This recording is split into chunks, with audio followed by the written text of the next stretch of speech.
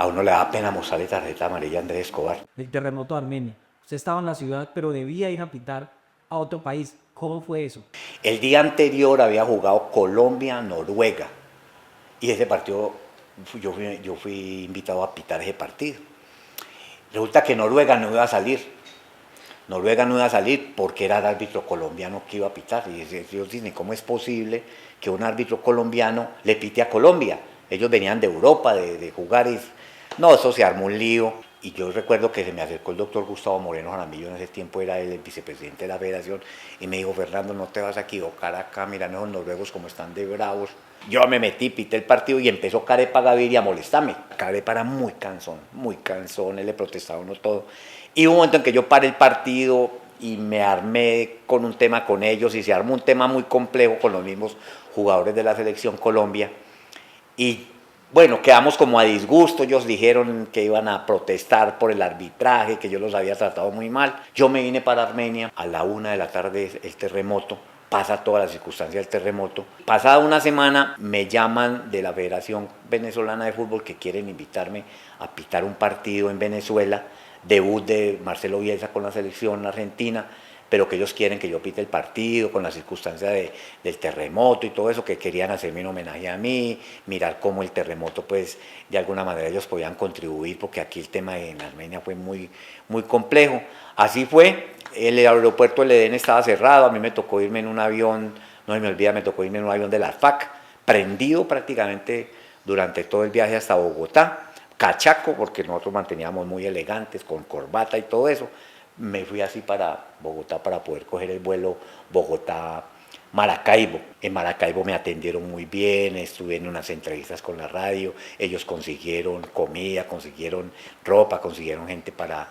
Entonces ahí nació una historia bonita porque me di cuenta de que un árbitro puede ser un vehículo de transmitir sensaciones en el tema social bien interesante. Uno de los jugadores que más recuerda al fútbol colombiano es Andrés Escobar. Usted le logró pitar un partido a Andrés Escobar, pudo hablar con él, lo conoció. Mucho, mucho. Le cuento, Emanuel, que a uno le da pena mostrarle tarjeta amarilla a Andrés Escobar.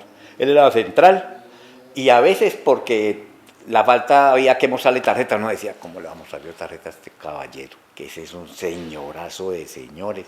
Claro, mucho, con el Nacional tocó arbitrarle muchos partidos a Andrés, con la selección Colombia. Acá tuvimos en Armenia un partido que jugó Colombia-Nigeria, y yo estaba recién nombrado como árbitro internacional. Colombia estaba preparándose para el Mundial y yo fui el que tuve la oportunidad de dirigir el partido, dirigir en medio de esas estrellas.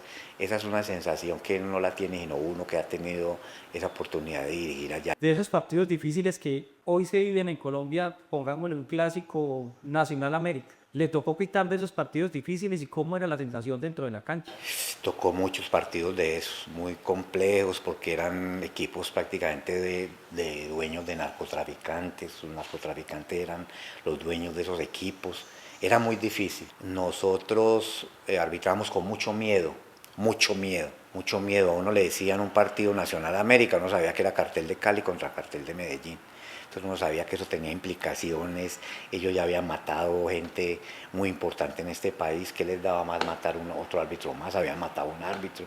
Entonces de verdad que llegar a esas instancias donde la mayoría de equipos, no todos, pero sí la mayoría de equipos colombianos pertenecían a esos carteles del narcotráfico de esa época, era muy difícil, pero eso de qué me sirvió a mí para moldear mi carácter, para moldear mi tema de conciliación. Yo siempre he sido un tipo muy conciliador, pienso que el árbitro es ese, un árbitro es un conciliador de pasiones, todo lo que pasa alrededor de un partido de fútbol dentro de la cancha y alrededor de la gente es muy complejo de arbitrarlo, y pienso que esos 17 años de la experiencia que yo tuve con esta gente, sobre todo en esa época tan compleja que fue la época del 90 al 2000, donde todavía el narcotráfico tenía mucha incidencia con ellos, donde los carteles estaban siendo perseguidos y tenían entre ellos ya esos enfrentamientos entre cartel de Cali y cartel de Medellín. Entonces veía un partido cartel de Cali, cartel de Medellín, y veía jugadores, por ejemplo, del América que no podían ir a Medellín. Luego me llama profundamente la atención algo en su libro y es el cierre. Vemos a un Paneso árbitro, pero al final también vemos a un Paneso muy cercano a la política y muy cercano de la lana. Cuéntenme un poco de eso. Sí, esa fue una historia que nació muy bonita por allá en los años 87. Recién yo estaba como en los 23, 24 años y me iniciaron a participar en un tema con Luis Carlos Galán. Tuvimos a Luis Carlos Galán muy cercano, él dándonos cátedra a nosotros cómo se hacía política en la época. Galán era un tipo, en esa época pienso que yo debería tener por ahí unos 42 años, pero es un tipo de una profundidad conceptual impresionante que nos ayudó a sembrar también como ese tema político en nosotros. ¿Qué se viene para Panés? ¿Un Senado, una Cámara? ¿Qué se viene? Porque lo escucho hablando del tema político. No, es una circunstancia que a mí me parece que hay que analizarla muy bien, que llegue uno a un tema con digamos, con un partido que se identifique también con todos estos principios sociales que uno tiene, pero completamente convencido que hay que hacer el ejercicio.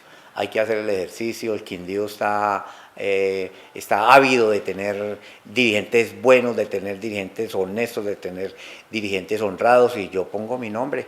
Y definitivamente, para concluir con una frase muy importante, si no hacemos política, seguiremos padeciendo de la política. Estamos muy preocupados por el déficit presupuestal que tiene el deporte en este momento. Colombia es un país que pasó de 1.300.000.000.000 de pesos a tener 450.000 millones de pesos en deporte, un Ministerio del Deporte recién constituido. Una de las cosas más importantes son los deportistas y nos los tienen totalmente relegados. Entonces pienso que a través de eso he tratado de hacer un relacionamiento bastante importante, no solamente con la gente aquí del Quindío, sino a nivel nacional, y voy a aprovechar todas estas circunstancias del lanzamiento del libro ahorita en la Filbo en Bogotá. Me dio posibilidad de relacionarme con mucha gente que de verdad lo nota a uno de una manera diferente, y qué bueno que lo vean a uno como un líder desde lo político que puede ir trascendiendo en otros espacios del país. Rubén, mande un mensaje a los políticos en los edificios,